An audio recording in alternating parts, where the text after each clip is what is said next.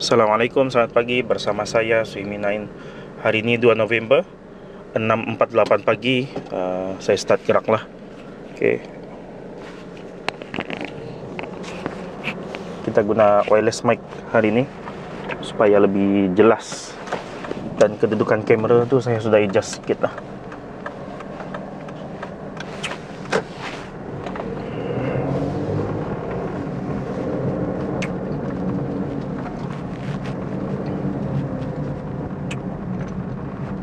Makan gula-gula sebab batuk.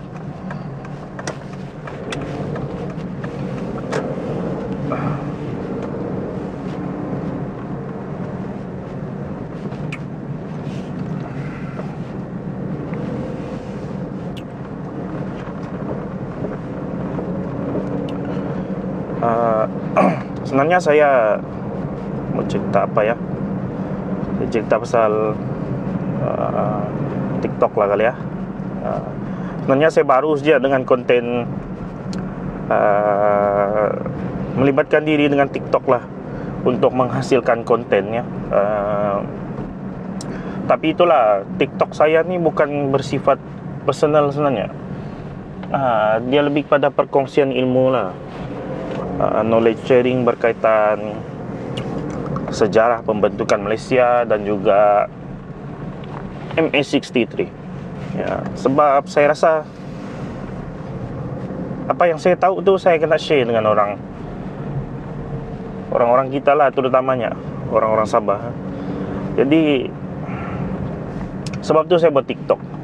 Memang khas untuk knowledge sharing bagi pembentukan Malaysia dan juga MA63. Sebab ada benda yang bilang ada benda yang tidak ada di dalam buku teks. Saya anggap benda itu adalah sebagai the lost history lah, cerita yang kita tidak tahu, dan penting untuk kita tahu, terutama bagi orang Sabah lah. Penting untuk kita tahu.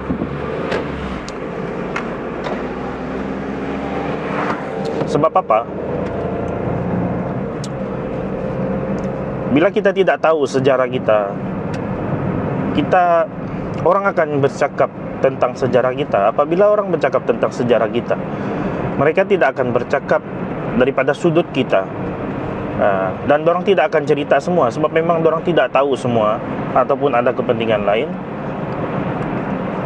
Itu tidak pastilah. Tapi yang pasti, side sejarah tu akan berbeza daripada kita. Ada benda yang akan missing.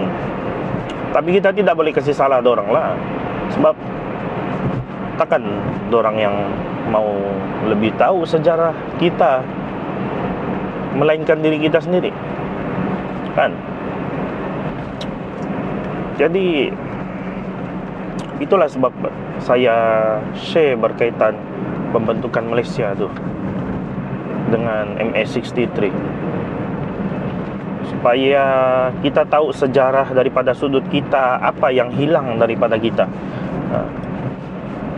Kalau kita baca daripada buku teks sejarah kan, contoh kita pernah terfikirkan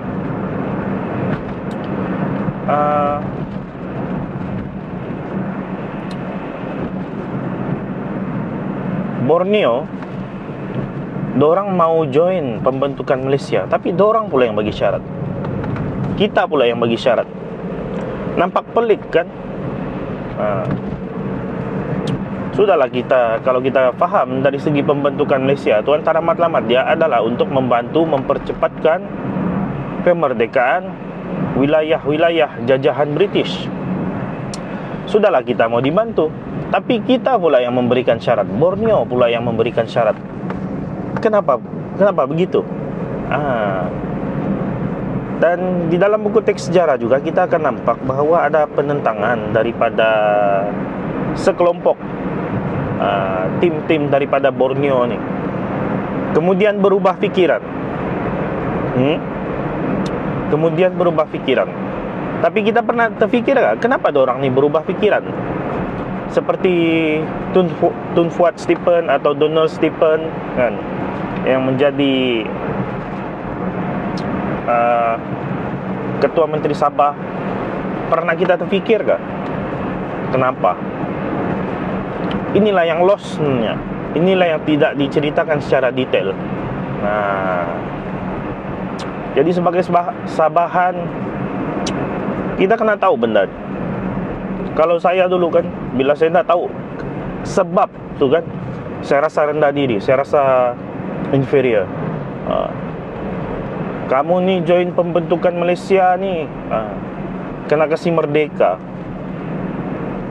Jadi rasa rendah diri lah. Sebab tu bila ada orang cakap, kamu yang mau join pembentukan Malaysia, bukan kami paksa. Itu reality. Ada yang cakap begitu. Dan kita tak tahu mau jawab macam mana. Sebab kita anggap, iya betul lah orang cakap tu. Tapi sebenarnya ada sejarah yang tidak diceritakan di sebalik itu, yang mana apabila kita tahu tentang sejarah tu, kita punya pemahaman tentang pembentukan Malaysia ni akan terbalik 180 darjah. Bukan 360 darjah, sebab 360 darjah tu sama juga pergi tempat yang sama.